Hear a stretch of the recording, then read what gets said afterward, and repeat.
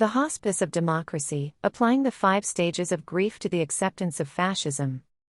Elizabeth Kubler-Ross originally developed the 5 stages of grief model to describe the emotional processing of the terminally ill. It is a roadmap of the human psyche facing inevitable loss. However, this framework offers a chillingly accurate lens through which to view not just personal mortality, but political mortality. When applied to the rise of fascism, the model illustrates how a free society does not simply collapse overnight, it dies by degrees, processed through the collective psyche in distinct stages until the population arrives at a tragic resolution. In this context, the patient is the democratic citizen, and the terminal diagnosis is the erosion of civil liberty. The following analysis explores how a society processes the death of its own freedom. 1. Denial, the myth of immunity. The first response to the encroachment of fascist rhetoric is almost always denial. This stage is defined by the insistence on normalcy and the belief in institutional invincibility. In a society facing authoritarian creep, denial manifests as the phrase, "It can't happen here."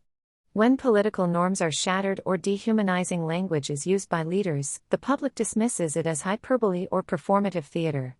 There is a collective refusal to believe that the fundamental structures of the state are fragile.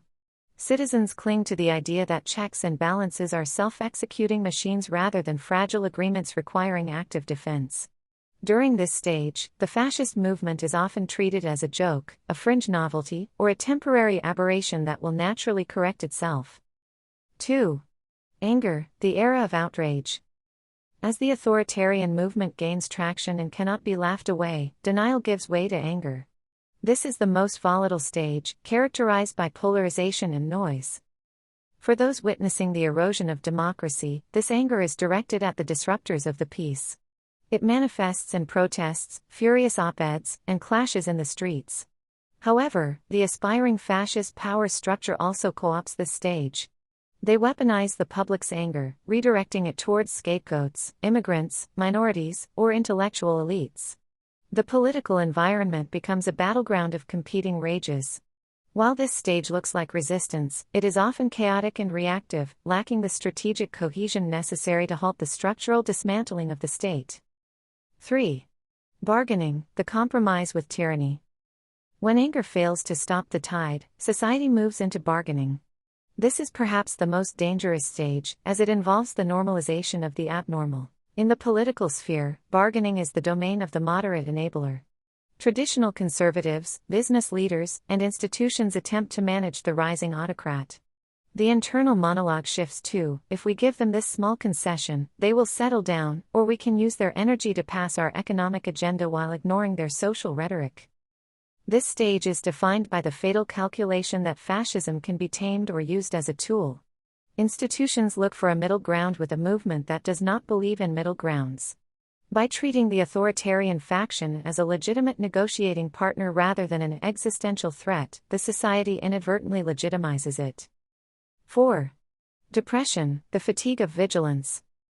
When bargaining fails, when the concessions are taken but the authoritarianism intensifies, depression sets in. This is not clinical depression, but a societal apathy born of exhaustion.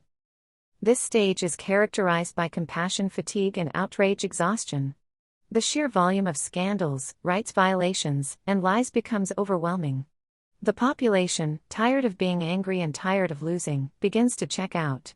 The common refrains become, "Nothing matters, both sides are the same," or "There's nothing I can do anyway." This withdrawal is crucial for the fascist enterprise. Authoritarianism relies less on fanatical support from the majority and more on the cynical passivity of the masses. The depression stage is the silence that allows the final pieces of the regime to be locked into place. 5. Acceptance, the banality of evil. The final stage is acceptance. In the Kubler-Ross model, this is often a time of peace before death.